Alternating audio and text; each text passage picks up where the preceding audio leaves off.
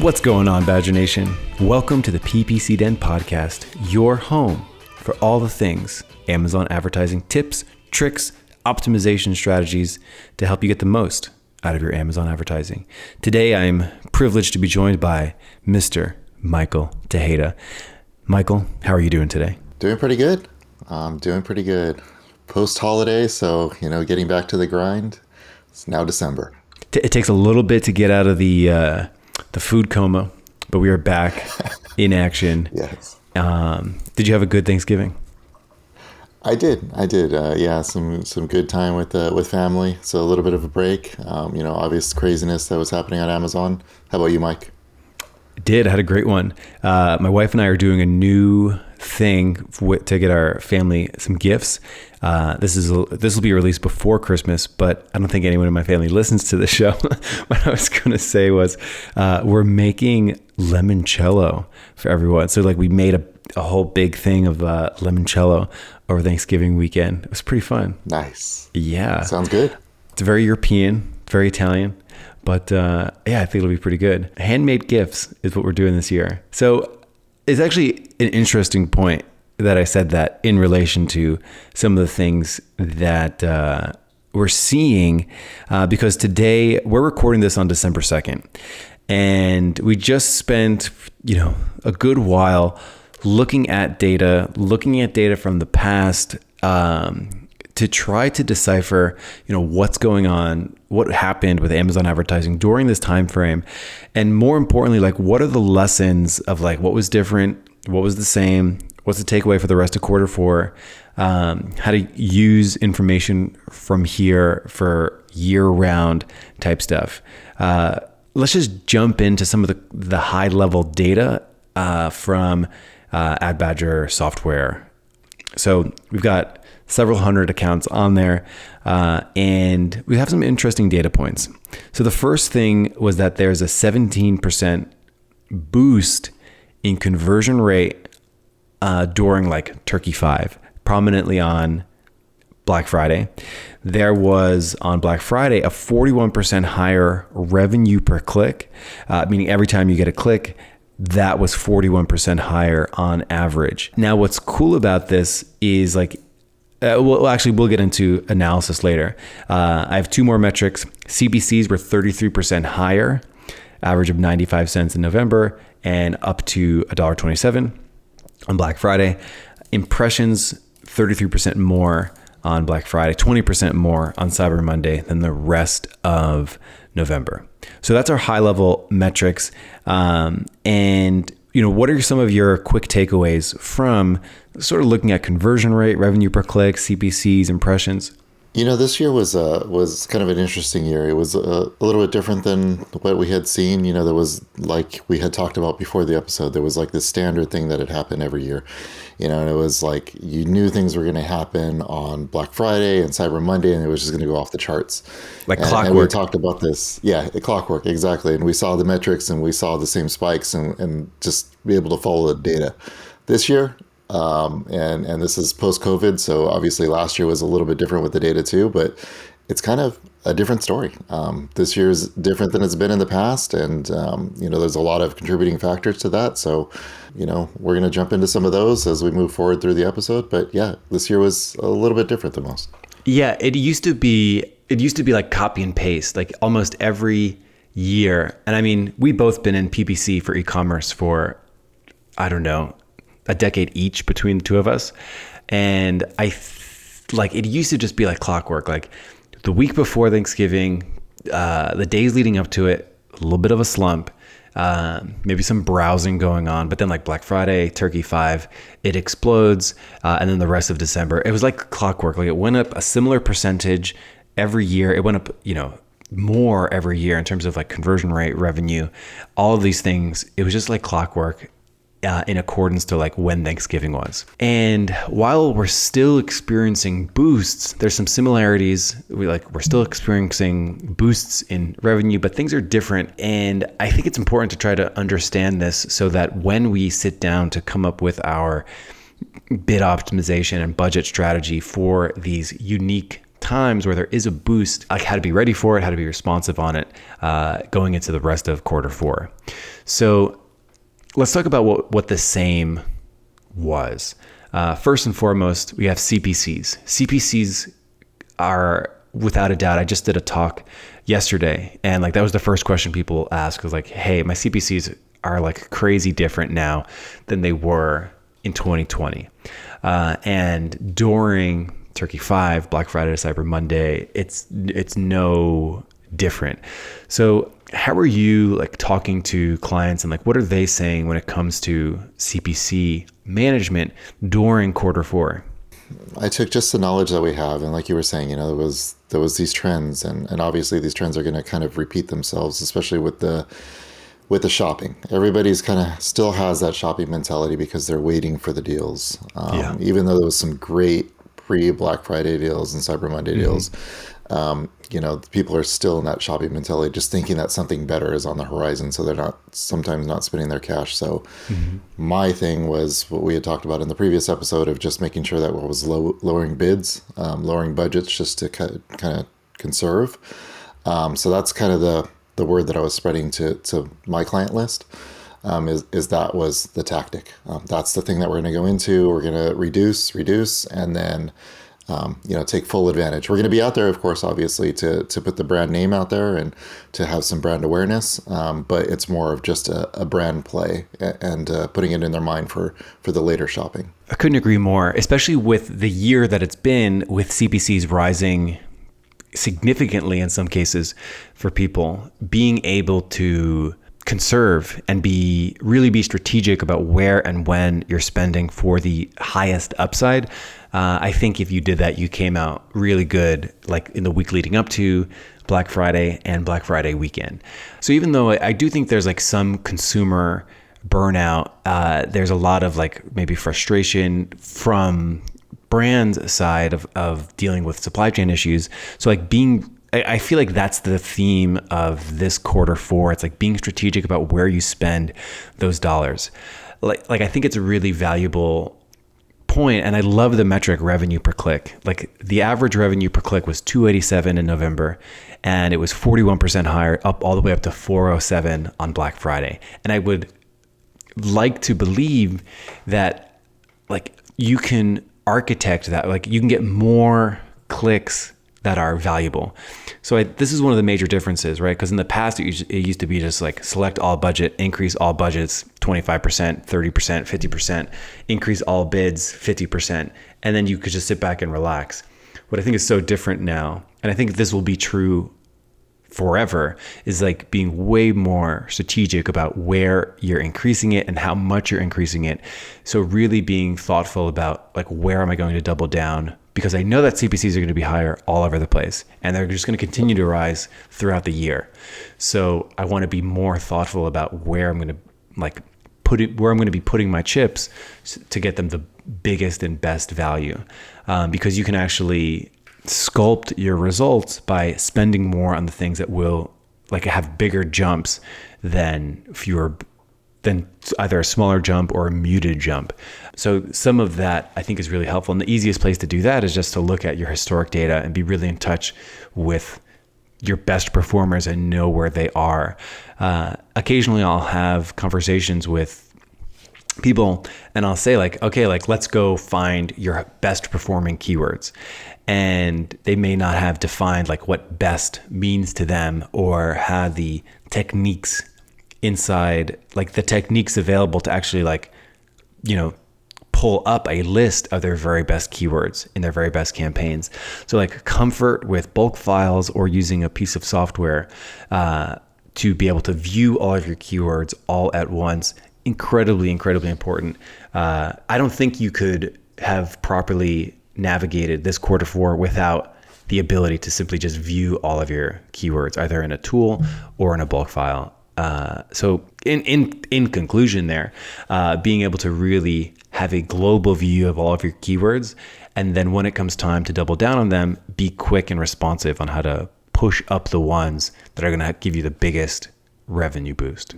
Yeah, I couldn't agree with you more, Mike, about what you're just saying right there. I know we had talked about bulk files before, jumping into the episode, and And one of the things we had talked about too is just making sure that, we are managing every bid, and also looking at budgets too. A lot of times people will really almost take a set and forget approach to budgets. But I think budgets are something that we need to utilize more. And that was something that I kind of jumped into this time around is I was really scaling back budgets a lot, pre Black Friday and Cyber Monday, and making sure that, like I was telling you earlier, is that we were conserving, but then also just expanding out when we found that opportunity. So it was some of the was reactionary, that approach, but it was really following the data, because like you're saying, be able to see the data at a large scale and being able to take advantage of what were happening or what was happening there is really key. And I was just trying to do that as much as possible. Took a little bit of extra time, but I think it paid off in the end. And like you were saying, with those bulk files, being able to touch every bid, essential. Essential. Yeah, no doubt about it. Like, a lot of people optimize bids by only looking at the problem areas, like the really standout areas. They'll open up their account, they'll go into one campaign with a high ACoS, they'll click on 2 keywords with a high ACoS from that one campaign, and they'll like change the bid dramatically on them.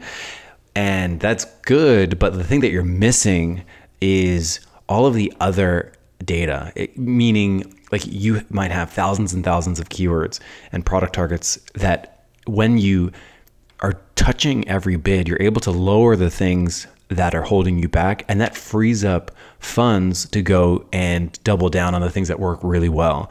So it's not just about like taking, optimizing the things with, that are extreme outliers, but it also like means when you're able to like sculpt your clicks and like pay the right amount for every single one, that is where a lot of magic happens, because not every click is created equal. Like, you're going to have high converting keywords and low converting keywords. And if you don't have a good grasp on like the mechanics of being able to download a bulk file or use a software to like view everything, you're going to be in a lot of trouble. And you mentioned budget management is different now. Can you just talk a little bit more about like how it's different? Because it used to just be like, select all, increase 25%. But you mentioned like the responsiveness loop. Like, what do you feel like is the best case to like properly be on top of budget management? Right. Like, how do you do it? Like, what are you thinking about? What I'm really thinking about is how we're converting on that particular campaign, and whether it's part of a bigger set too, whether it's part of a different portion of a portfolio that I've created, or it's a targeting thing that I'm doing in particular for this sale, or this time frame. So what I'm really looking at is how that budget is being spent on Amazon. Is it efficient? Is there more efficiency that I can get out of it? A lot of times it seems like, and I know that you've experienced this too, Mike, is that sometimes when we almost constrict the budget, sometimes the system itself, with the bid adjustments that we're making, sometimes some magic happens, and it's almost like you become brought into that Amazon fold almost a little bit more, where they're like, oh, hey, this guy doesn't want to spend as much money in this particular area that he's been spending a ton of money in before. What's the problem? Maybe we need to, make some adjustments there in the algorithm and show a little bit more love for this keyword he's been converting on for quite a while. And sometimes that's the case, is sometimes you have these historical things that you've been throwing, maybe $1,000, $1,500, whatever, dollars that you've had in this budget just over the rest of the year. And maybe you constrict it, pre-holiday, and it's like you're running out of budget by the end of the day. And it's like, okay, now let's open it back up when it's time to get those sales. And that's really kind of one of the approaches that I took, is really looking at the budgets and looking at the management leading up to the sale period. What was converting the best? Okay, let's let those ones run free, because those are going to do great going into it. But there's some that are running into trouble that have historically done good for us. So constricting that, seeing that change, making the adjustments that I needed to, and then opening it back up. Yeah, I sometimes like to think there's no such thing as the perfect budget number or the perfect bid number. It's more so the perfect bid is one that is updated today based off the data that you have available. So it's definitely a feedback loop. Cool to hear you say that. I know some of the things that were really different about this quarter four so far is, we mentioned being selective. One thing that I found particularly underwhelming, which I was really disappointed in, is that sponsored display retargeting doesn't seem to be as reliable as it should be. I approach retargeting with, going back years ago, and I haven't ran retargeting campaigns on Google and Facebook in, I don't know, maybe 4 or 5 years, ever since I've switched only to Amazon. But one thing that is true about retargeting on those platforms is that it's always the best and highest converting campaign. Meaning somebody like did a generic search up top and then they didn't buy, and you're able to serve an ad back to that person. And it typically is the highest converting campaign on Facebook and Google. And that's not the case on Amazon, it seems. So retargeting should work better. I don't know if it's a mechanical thing that Amazon could work out, or maybe they need to offer some more controls so you can control it a little bit more. I sometimes am skeptical that maybe there's some weird CPC stuff going on. It's more expensive than it should be. Sometimes sponsored display, the clicks are more expensive than a sponsored product cold traffic. There's something off, I think, about sponsored display retargeting. So I'm almost depressed that it wasn't as effective as it should have been in theory. Because again, what was weird about this, and we mentioned it on last episodes, were that going into quarter four, you need to have some kind of predictive part, because you don't exactly know what days are going to be hot, especially this quarter four, because consumer behavior is different than ever before. So you had to predict, and the prediction was that sponsored display retargeting should be good because people do that area, that time frame of clicking around, poking around, and then when they're back on Amazon to buy during Black Friday, it's boom, now you capture it with that retargeting ad. And it just didn't seem to connect the way that it was expected to. Did you have thoughts on that? Did you notice that too with the clients that you're working with? Yeah, definitely. And it was something that our prediction was that it was going to work much better than it actually did. We even, in a lot of instances, I created specific campaigns to make sure that we were, and adjustments to make sure that we were targeting that particular time frame. Smart. Right before that holiday time frame, looking at that 7 days of previous traffic and tightening up the sponsor display as much as I felt that I could with the controls that we currently have. And it just, on the flip side of it, it was good that we were getting the brand name in front of folks, but the conversion was just not there the way that we expected it to be, for sure. That's what I saw. Yeah, that's tough. It'd be cool to have cross ad type metrics, people that saw a sponsored brand ad were X% more likely to convert from sponsored products, or vice versa, or it would include sponsored display. I think that's, I'd love to see that coming, but I doubt it. That would be a really, really cool metric to see. I'm sure it's measured. I'm sure they'll bring that up. Oh, yeah. If sponsored display lifts it up, then spend X amount of budget here. I'm sure that recommendation's coming. Yeah, we're always told that advertisers that are running all three ad types prominently do better than those that are just running sponsored products. And it's kind of like chicken or the egg, I think. If you're brand registered and have a bigger budget and you're able to do that, are you doing better than the person who's just running sponsored product?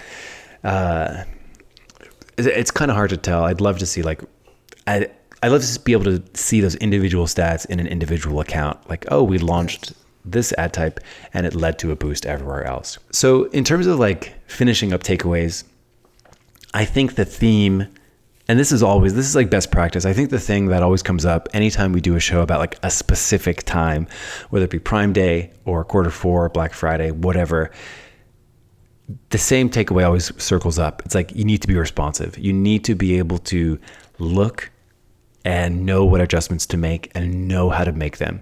So like, as you're going into, Q4, it's like the pre-Black Friday slump, you should be able to pick up on that like relatively quickly, both from like knowledge from the past, but also anticipation and also just jumping on it. So like knowing mechanically how to make changes. We have a bulk files course, pretty good. It teaches you how to like work and like make mass edits. It's why like we bake it into our software if you're using that. But it's really just helpful to know how to make big changes relatively quickly, so that when it comes time to be responsive, you're either not overwhelmed, it's not taking you a ton of time, and you're actually mechanically able to do it. So I think like being responsive is going to continue to be more and more important. Because I think the recommendation now is, like, I used to say like, oh, if you have an account, maybe it spends under 10K, maybe you 10K a month, maybe you only need to optimize your bids twice a month, or, I was trying to be like empathetic with people that like had trouble with optimizing bids, and it's like, and that weren't optimizing their bids at all. And I was just like, please do it at least like twice a month. And now I think the more frequently, the better. And it doesn't have to be crazy big swings so quickly, but like more tiny changes is always going to be better than like way fewer changes with crazy swings. So I think the responsiveness has always been true, but like more frequent bid management to keep your CPCs and ACOSs as controlled as you can. I think like, to me, this is a huge takeaway of like, if you haven't been doing it, you really need to, and it's because it's just got a lot more important. Yeah, it's just that constant management of everything. It's something that we do here at Ad Badger. We are for sure making sure that we're touching all the bids and just making those incremental changes. And of course, it's RPSB. It's really looking at what is, what we can negate out, and then also, push the winners. Yeah. And would you say that sort of stepping into like budget management too, because as CPCs, and like budget management kind of goes into campaign structure, because like you can control your budgets somewhat with your bids, but at the same time, it's not always practical for people to have like unlimited budgets, because they might have lots of ad groups, they might have lots of keywords in a particular campaign, and you could only control it so much with bids. Like, so campaign structure, budget management, I think I know the answer, but that seems like it's also becoming more and more important. And tell me a little bit about like the budget management, campaign structure importance, like mechanically, like how you've been thinking about it and some of the things that you've noticed as you're working through it. Like, what are you looking for when you're doing like budget management? Right. Yeah. So I'm really looking at a couple key factors that I'm doing budget management. It's what has been the historical performance of the campaign. Have we made any major swings in it? Like, are we focusing on a whole different set of keywords? Are there other changes that we've made? Because of course it's obviously going to affect the performance of it. But if everything's pretty standard across the board and we're just doing incremental changes and just negating things, adding a couple things here and there, then it's really being responsive. What you mentioned before, it's being reactionary to that data that's coming in. Have you seen major changes in the click-through rate? Has the conversion gone down? There's different things. Has your ACOS spiked? And really, it's those items that I'm really focusing on to see. And also, the other key here is like you said, we have that finite amount of budget. Is it best utilized in that area? And it does take that segmentation of campaigns to be able to control that, because, like, for example, there's swings that I want to make sometimes between non-branded and branded. So if I want to focus more heavily on branded, I have to constrict that non-branded budget a little bit So those budgets allow me to do that. So I can push those down and then push, harder on the branded stuff if I wanted to. But really, it's focusing on the data that's coming in. And for example, in this time frame, this was something that we saw. We knew that it was coming.